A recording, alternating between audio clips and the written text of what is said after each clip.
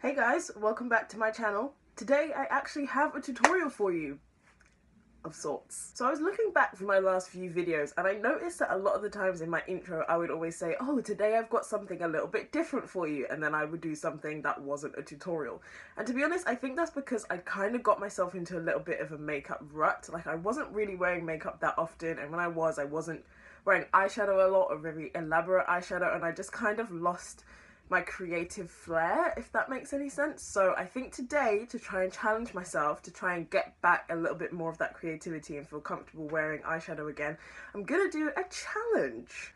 Now, the last challenge I did was the how I did my makeup in school challenge, and that was disastrous, to say the least. I just never want to look back. In fact, I never want to look like that ever again. So today I'm going to do a challenge that I've seen only a couple of people do. I've only seen Alyssa, Ashley and Jay Kisser do this, and this is the using every single colour in an eyeshadow palette. Because I feel like for a lot of us, we'll see an eyeshadow palette in store, online, and we'll instantly be drawn to those like couple of shades. They just really catch our attention, and then we buy the whole palette, we use the hell out of those couple of shades, and then the rest of it's just left to the wayside. Even though those eyeshadows are probably still amazing, it's just because they're not what we're drawn to, or they're not what we're used to using. They just kind of get pushed to the wayside, they get a bit left behind. So I think this challenge is really good because obviously companies put a lot of time and effort into all of the eyeshadows that they put into the palette, or we would hope so at least. So we want to try and make sure that we're getting use out of them. And also, palettes cost money, so you want to be trying to get the most out of it that you can, otherwise you're literally just throwing money away. So I'm probably going to try and do this with quite a few of my eyeshadow palettes because I feel like they're just not getting the use that they deserve. But today I thought I would try, start with something a bit more simple. She says. This is the Suva Beauty Cupcake and Monsters palette, and I've had my eye on this palette for so long. I finally got it, and then I opened it and I was like, this is too beautiful to use. I've had it for like 3 months and I haven't touched it because I've been too afraid. These pans are removable, and I don't know if you can see here on this green one. I did try and take one out because I think the shade names might be underneath the pan, and I dented it with my finger, and since then I've just been like refusing to touch it. I was like, no, it's too beautiful, I can't do it, I'm not gonna ruin it. So today I'm just gonna try this and see what ends up on my face. I mean, it's gonna be very colourful, obviously, but if you would like to see me attempt to put every single one of these eyeshadows on my eyes, then please keep watching. Okay, so just looking at the palette, I think I kind of have an idea of what direction I want to go with this. I have all my face makeup done already, and that may be a complete mistake because I have never used this before, so I don't know what the level of fallout is going to be like. But let's just start, let's just get into it. We'll see what happens, we'll see where it takes us. So I'm going to start with this pink shade in the palette on quite a wide, kind of fluffy-ish, dense-ish kind of brush. I'm going to start on the very inner half of my crease.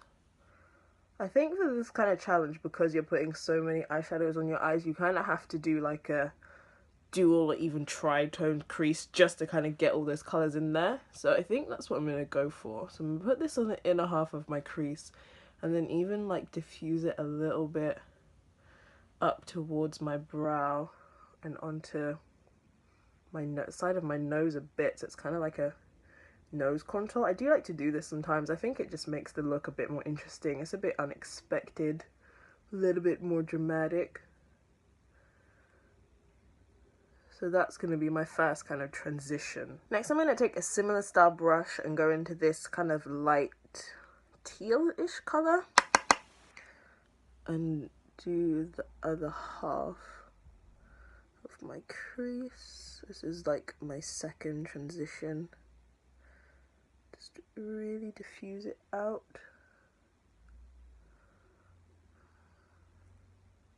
At this point I'm just going to put the colour down and afterwards worry about blending the two colours into each other. This is one of those looks that's probably going to look really trash for the most part and kind of ridiculous until you get to the very end and everything comes together. At least that's what I'm hoping for. So I have my two kind of transition colours down. Now I'm just going to go in with each brush over the area where they meet to try and just blend them together a little bit. This isn't overly important right now to get them blended perfectly because, as I said, they are just transitions, so there are going to be other colours that go with them. But you want to start the blending process as quick as possible because it's harder to just blend everything at the end. It's easier to just do it as you go. Okay, so my first crease colour, I'm going to take this tiny blending brush and the purple shade in the palette and go just below where the pink is, directly into my crease.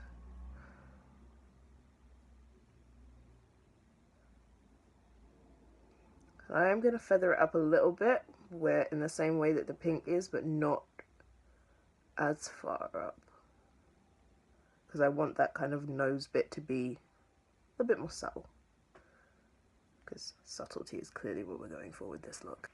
I'm really happy with how this is looking so far. It kind of look like a butterfly. So the shade I'm going in with now on this outer half of my crease is the blue shade in the palette. And I have to say I'm really happy with how the eyeshadows are blending so far. They blend really nicely into each other. There's a nice amount of pigment, but not so much to the point where you put your brush in and you put it to your eye and the pigment just sticks in that one place and doesn't move. So far I'm very impressed. I will be using this palette a lot. Okay, can we just... Am I the only one being distracted by this?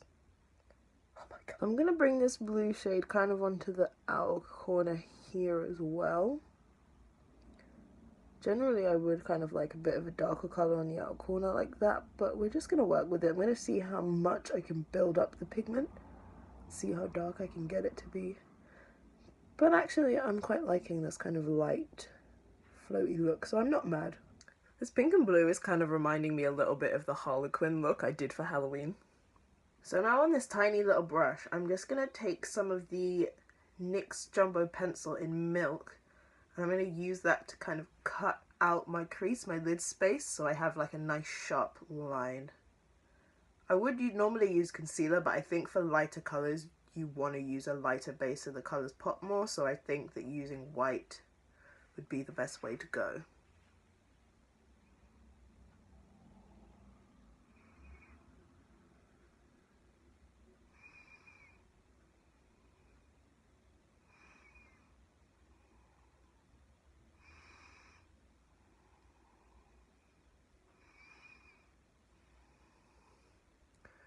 Okay, so I think that's a pretty good outline. I'm just going to fill in the rest of it with the pencil.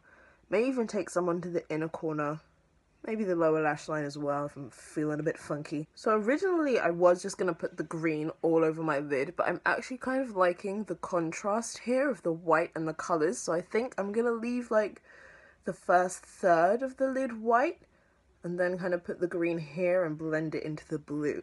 So I'm going to see how the white works. Normally I don't do white eyeshadow because it just looks ridiculous on me, but it's in the palette, so I have to use it. And I'm going to try with a sponge tip, because you guys know I think these are always better for packing on colours with the lid, especially whites, because they can tend to be a bit patchy. So I'm going to see how this goes. Okay.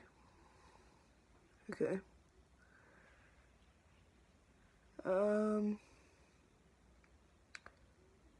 I can make this work. I can definitely make this work. So what I tend to do is once I've had the colour packed on my lid, I then go in with a brush kind of closer to the line to clean it up. I don't really like to sweep the colour all over my lid with a brush because I feel like that's when it kind of goes streaky and patchy and it's not cute. Now for this middle and kind of outer portion, I'm going to go on the lid with the green and... Oh, that is some pigment. Okay. Let's hope there is not fallout with this. Ooh, oh my god, that's beautiful. Yeah, this is my favourite shade of the palette. Jesus Christ. You seeing that pigment? Fuck my life. Whoa. That is a lot brighter than I had anticipated it being. And I'm here for it. I am here for it. I'm going to blend that into the blue a little. Switch the brush to the kind of cleaner side.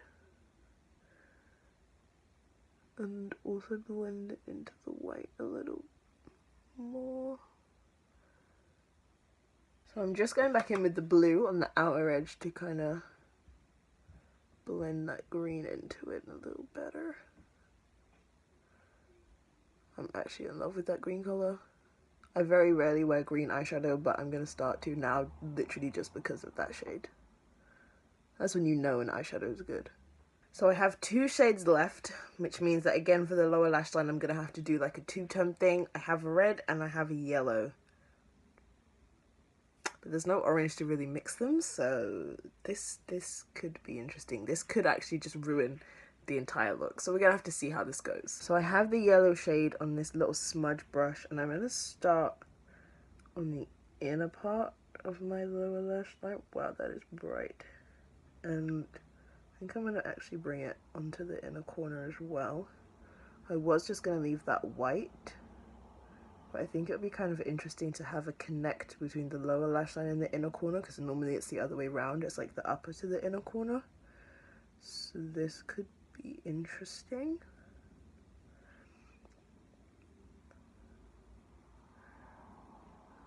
Yeah, I'm happy I put that white pencil on the bottom there. That's just made it pop so much more. And then on the outer half of the lower lash line, I'm gonna go in with the red.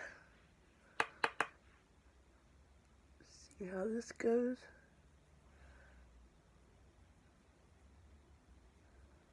That is a really nice red. Red eyeshadows are quite hard to make. A lot of the time they either come out pink or just like really patchy and disgusting. But this is a really vibrant, true red. It's applying really nicely. It's blending nicely. It's not patching.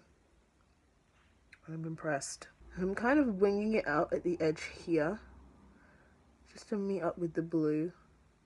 So it's not like a harsh, like red and blue next to each other, and it's not like cohesive.